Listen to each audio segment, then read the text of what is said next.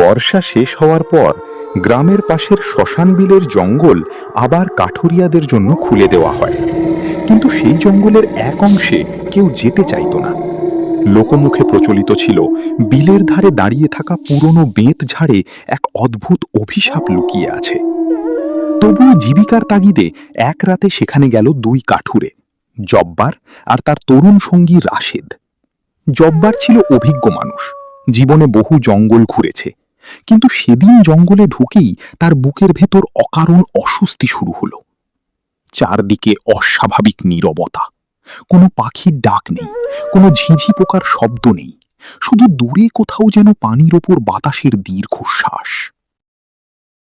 রাশেদ, কাজ শেষ কইরা তাড়াতাড়ি ভিড়মু। ওস্তাদ, আপনি সব কিছুতেই ভয় পান। তারা একটি বিশাল বেত কাটতে শুরু করল। তৃতীয় কোপের পর হঠাৎ বেতের গায়ে ফাটল ধরল, আর সেই ফাটল থেকে বের হলো গাঢ় লাল রঙের রস। রাশেদ থমকে গেল। ওস্তাদ, এইটা কি? গাছের পুরান রস, ভয় পাইস না।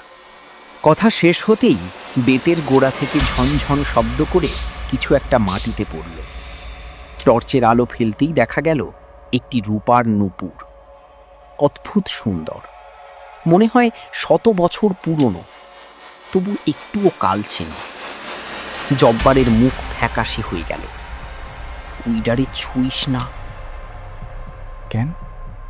জঙ্গলে কোনো জিনিস নিজের মনে পড়ে থাকে না, কিন্তু লোভ মানুষের চোখ বন্ধ করে দেয়। জব্বার অন্যদিকে তাকাতেই রাশেদ চুপি চুপি নুপুরটা পকেটে ভরে ফেলল। ফেরার পথে প্রথমে কিছুই ঘটল না, কিন্তু আধ ঘন্টা পর রাশেদ লক্ষ্য করল তার পকেটের ভেতর নুপুরটা নিজে নিজে নড়ছে।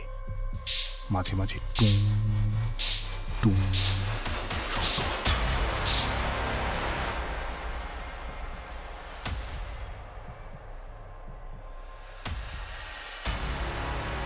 হঠাৎ তাদের কাঁধে থাকা বেতের গুড়ি এত ভারী হয়ে গেল যে দুজনেরই হাঁটা কষ্টকর হয়ে উঠল। এইটা কি ব্যাপার? জব্বার কোনো উত্তর দিল না।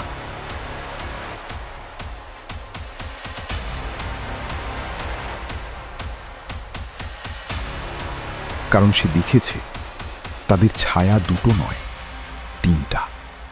তৃতীয় ছায়াটি তাদের মাঝখানে হাঁটছে, একজন নারীর ছায়া, কিন্তু আশেপাশে আর কেউ নেই। জব্বারের শরীর ঠান্ডা হয়ে গেল। সে ধীরে ধীরে বলল, তুই কিছু নিছোস। রাশেদ অস্বীকার করল। না, ঠিক তখনই আমি তার নেইনি। কানের কাছে নারী কণ্ঠ ভেসে এলো। ফিরিয়ে দাও। রাশেদ চমকে উঠল। চারদিকে কেউ নেই, কিন্তু সেই কণ্ঠ আবার ফিরিয়ে দাও।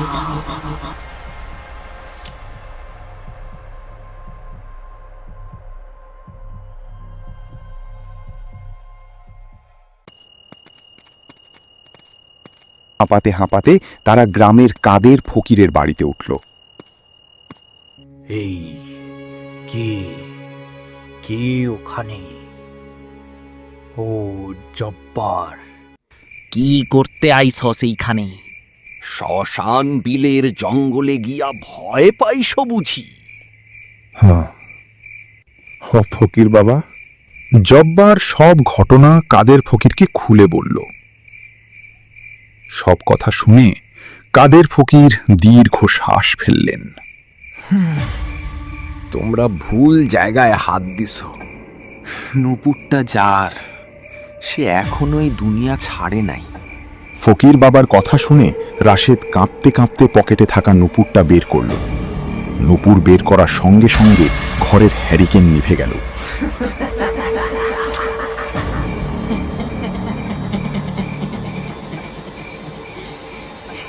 কোথায় পালাবি? সবকটাকে আমি শেষ করে ফেলব। কাদের ফকির সঙ্গে সঙ্গে মন্ত্র পড়তে শুরু করল। তাই নমঃ, ওম জ্যোতি প্রকাশায় নমঃ। সর্ব অশুভ দূর হোক, দুষ্ট আত্মা পিছে হট। স্থান কো ত্যাগ কর, প্রকাশের আজ্ঞাসে অবিলম্ব বিলীন হোক। ওম শান্তি শান্তি শান্তি। অনেক কষ্টে পরিস্থিতি সামলানো গেল।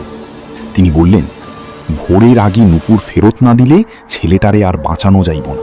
নুপুরটি ফিরিয়ে দেওয়ার জন্য কাদের ফকির, জব্বার ও রাশেদকে নিয়ে শ্মশান বিলের জঙ্গলের দিকে রওনা হল। তিনজন আবার জঙ্গলে ফিরল। শ্মশান বিলের ধারে পৌঁছাতেই দেখা গেল ঘন কুয়াশা পুরো এলাকা ঢেকে রেখেছে। রাশেদ হাঁটতেই পারছে না, মনে হচ্ছে কেউ তার পা টেনে ধরে আছে। অবশেষে তারা সেই কাঁটা বেতের গোড়ায় পৌঁছালো। যেইখানে পাইছোস সেইখানেই রাখ। রাশেদ কাঁপা হাতে নুপুরটা মাটিতে রাখল। সঙ্গে সঙ্গে পুরো জঙ্গল কেঁপে উঠল। বিলের পানি উত্তাল হয়ে গেল। চারদিক থেকে কান্নার শব্দ আসতে লাগলো। কুয়াশার ভেতর ধীরে ধীরে এক নারীর অবয়ব ফুটে উঠল। সাদা পোশাক, লম্বা চুল, চোখে অদ্ভুত বিষণ্ণতা। সে নুপুরটির দিকে তাকালো, তারপর রাশেদের দিকে।